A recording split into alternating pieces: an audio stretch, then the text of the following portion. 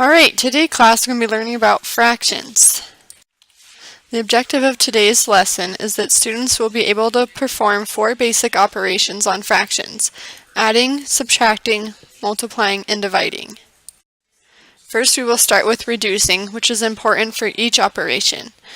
If the numerator and denominator have common factors, the fraction can be reduced. To do this, divide the number by the largest common factor. An example is the fraction 5 over 25. Since 5 and 25 have the greatest common factor of 5, we can divide the numerator and denominator both by 5. So 5 divided by 5 is equal to 1, 25 divided by 5 is equal to 5, and so your new reduced fraction is 1/5.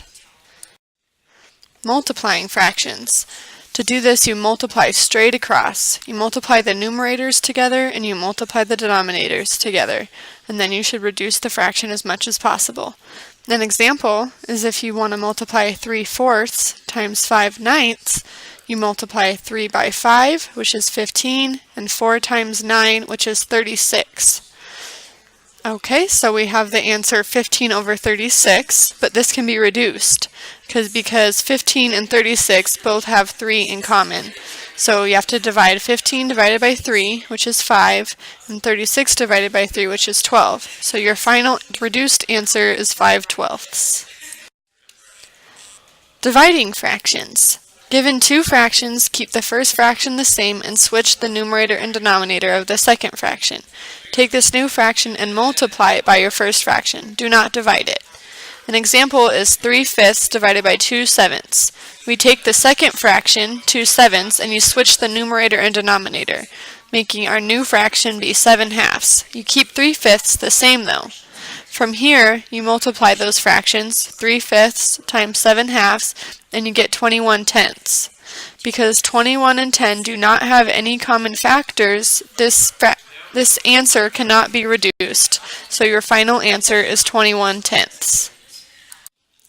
Pizza. Here's a fun real-life example. You're eating pizza with your friends and you want to make sure you all have equal amounts. You need to know fractions to cut up the pizza equally. The pizza that you are splitting is only 3/4 of a whole pizza, and you want to split it between 3 people, including yourself. What fraction of a whole pizza does each person get? So you're starting with 3/4 of a pizza, and you're dividing it by 3 people. So when you divide fractions, you keep 3/4 the same, and you switch the numerator and denominator of the second fraction. Well, your first number is just 3, which is equal to 3 over 1, so you flip that and you get the fraction 1/3.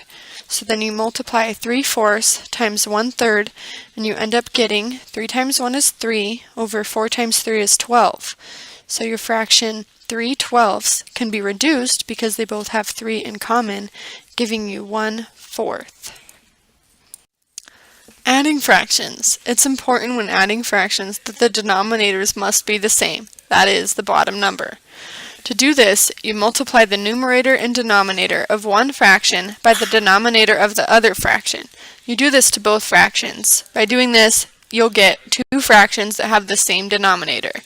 And then, once your denominators are the same, you can add the numerators. An example would be 3/7 plus 1/2. So first, you're going to multiply 3/7 by 2 over 2 because 2 is in the denominator of your second fraction, giving you a new fraction of 6 over 14. If you want to do this with 1/2 as well, so you do 1/2 times 7 over 7, because 7 is in the denominator of your first fraction, and you get 7/14. Now, since both of them have the same denominator of 14, you can add these 2 fractions.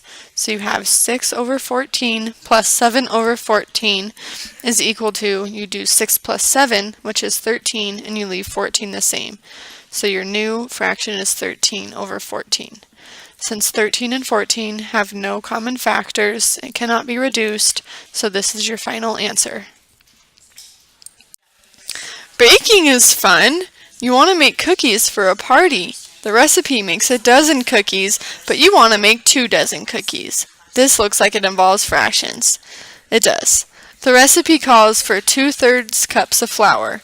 In order to make 24 cookies, how many cups of flour will you need? Well, you start with 2 cups of flour, and since you want to double that, because you want to make 2 dozen, you do 2/3 plus 2/3 is equal to 4/3. Because you add 2 plus 2 is equal to 4. Since the thirds are the same, the 3 in the denominator, you just leave it as is, and you get 4/3, which you can simplify even farther into 1 1/3. Finally, our last operation is subtraction. This is the exact same process as addition, but once you have common denominators, you subtract the numerators. And for an example, we have 1/4 minus 3/8. So you want to multiply 1/4 by 8/8 to get 8/32, and then you multiply the second fraction 3/8 by 4/4, and you get 12/32. Now since you both have 32 in the denominator, you can subtract 8 minus 12, which is equal to -4/32. Since -4 and 32 have the greatest common factor of 4, you can do -4 divided by 4 is -1, and 32 divided by 4 is 8. So you get your final answer of -1/8. Also, you can look at this example and you can see that 4 and 8 have the greatest common factor of 8. And so you can just simply multiply the first fraction by 2 and you get 2/8, which is the same thing as 8/32. And so you would be able to have 2 minus 3, which is -1, and you have 8 on the bottom, so you get -1/8 that way as well. Alright, that's the end of the lesson. To make sure you've got it, we've got a little quiz for you to take. Look down in the link below in the info area, and this will take you to the quiz, and please complete it before next class. Thank you.